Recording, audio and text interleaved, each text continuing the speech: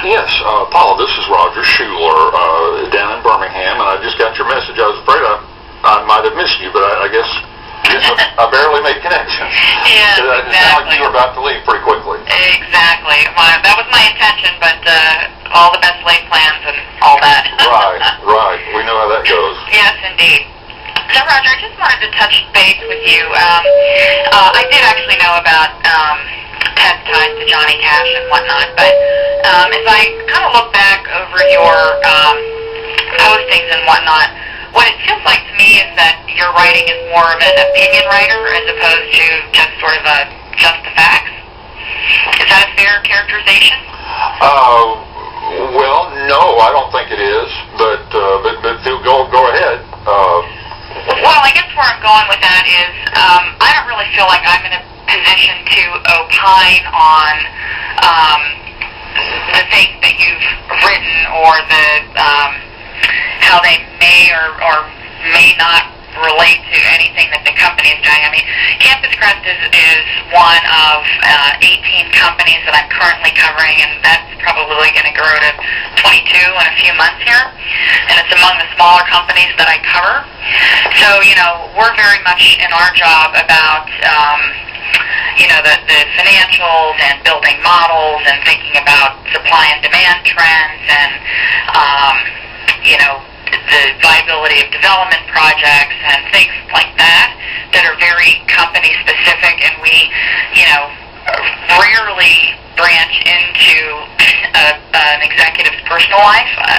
In fact, when I say rarely, I'm hard pressed to think of a single example where that's occurred, at least in my sectors. Fortunately, my sectors tend to be pretty boring, so it's not like some of these other sectors like in technology and with the Facebook drama and insider information, all that stuff.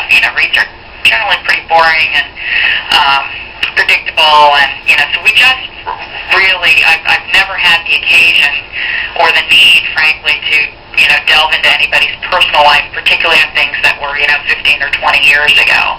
So I don't know that I'm really the best person to help you in whatever it is you're looking for. I guess is my question. I'm not really sure, what you're looking for from a Wall Street analyst.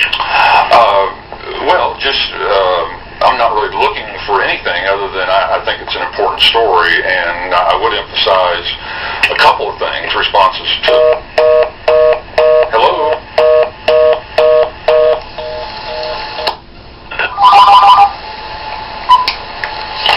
Hello? Hey, Paula, you just went dead there all of a sudden. Yeah, I don't know what happened. That's the second time that's happened to me this week. Well, anyway, I'm glad we're back. Apologies for that. I just a couple of points I would make. One, my reporting on Campus Crest and Tedra is based on public documents, so it's not opinion. And in a sense, it's his personal life, but it also is based on public documents. The divorce case, which he filed here in Alabama, which is the only reason I know about it, and the assault and even the child sexual abuse allegations. There are documents on that. Those are all public. Those documents are not easy to get.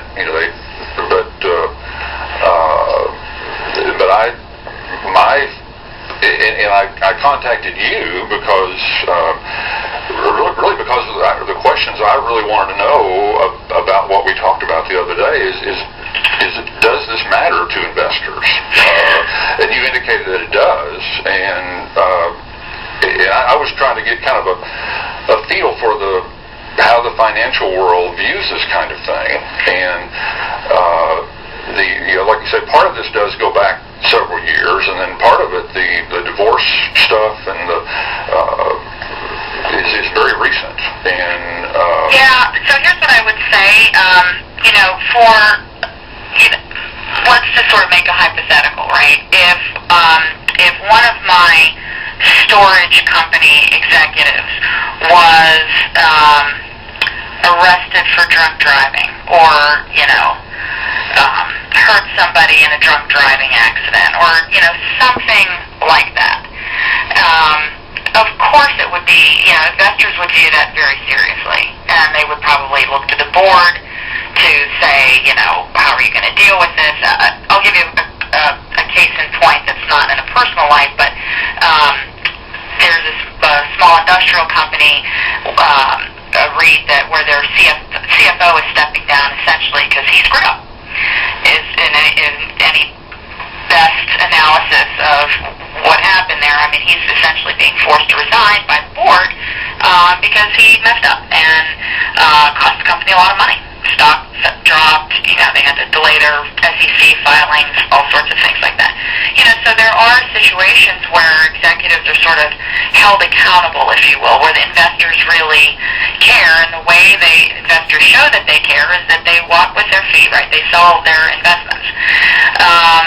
But in things that sort of start to branch into the personal life, where it can be construed as a he said, she said, or, messy divorce proceedings, to the extent that there was something, recent and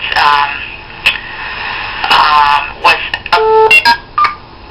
nature that the person's ability to continue to execute their obligations as an executive of a public company were called into question. Investors would certainly be all over that, whether that be through the company executives themselves or the board, or just, depressing the stock by selling it, things like that. But my sense is that, when it gets more into the grayer area of he said, she said, lots of executives have had messy, ugly divorces. Jack Welch comes to mind. Didn't see GE stock getting hit for that. I think investors are much more prone to draw a healthy line and distance. Okay. Well, that's fair enough. I mean, that's the kind of thing I want, it's partly why I contacted you. That's a little different from what you said the other day. I sensed you were genuinely pretty concerned.